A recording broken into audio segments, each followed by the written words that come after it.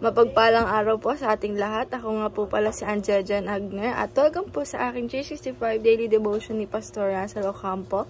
At para po ngayong araw ay January 17, 2025 at ang topic po natin ngayong araw ay Arminianism. At pinili ko ang Diyos o pinili ako ng Diyos. And ang scripture po natin ngayong araw ay Ephesians chapter 1 verse 4 to 6, sabi po dito, For He chose us in Him before the creation of the world to be holy and blameless in His sight. And in love, He predestined us from adoption to sonship through Jesus Christ in accordance with His pleasure and His will, to the price of His glorious grace, which He has freely given us in the one He loves. And teaching number 1, we are responsible while God is sovereign. Sabi po dito na dapat po tayo ay maging responsible sa mga action natin, sa mga ginagawa po natin. Well, ang ating Panginoong Diyos naman po ay siya po ang taga-control sa mga bagay-bagay. And teaching number 2, we choose God because He first chose us. Sabi naman po dito na piliin po natin ang ating Panginoong Diyos pinakaunang-una dahil nga po ang ating Panginoong Diyos ay pinili tayo at minahal tayo unang-una din po. And teaching number 3, we are internally saved in Christ. Sabi naman po dito na tayo po talaga ay internally na-save na ng ating Panginoong Hesukristo na dapat po na siya din po ay mahalin natin unang-una po at lalong-lalo na po mahalin natin siya internally dahil tayo po ay niligtas na ng ating Panginoong Diyos internally and physically. And application number 1, put your trust in the grace of God in Christ.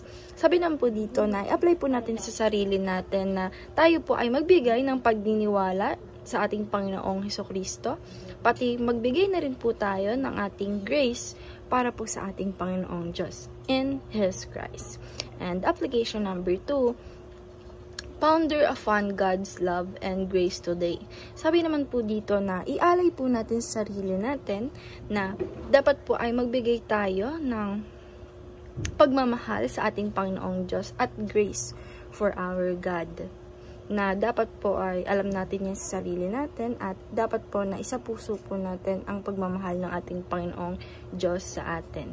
And application number 3, praise God because we do not lose our salvation. Sabi naman po dito na i-apply po natin sa sarili natin na palagi po nating panampalatayaan ang ating Panginoong Hesukristo na dahil nga po hindi po nasa atin nawawala yung kaligtasan dahil nga po simula pa lang po naliligtas tayo ng ating Panginoong Diyos ay nasa atin na po ang salvation. And dapat po na pasalamatan po natin siya at puriin po natin siya sa ginawa niya po na yun. At sa ating pinakahuling buhay ay piliin po natin na pinakaunang ating Panginoong Hesukristo. And discussion, how does nothing that God is in control of our salvation help you to trust His plan for your life and the lives of others? Para po sa akin, para po sa devotion ngayong araw na pag nakilala po natin ang ating Panginoong Diyos at nalaman po natin na siya po ang may control ng ating buhay and siya po ang may control ng ating salvation, ay importante po ito at dapat po na tayo po ay manampalataya sa Kanya at maniwala sa Kanya dahil nga maniwala sa mga plano niya para po sa ating buhay dahil alam po natin na tayo po ay mahal ng ating Panginoong Diyos at alam po natin na wala pong gagawin ng ating Panginoong Diyos na nakakasama sa atin at sa ating buhay, pati na rin po sa buhay ng iba. And ngayon, ayun lang po ngayong araw. Maraming salamat. God bless.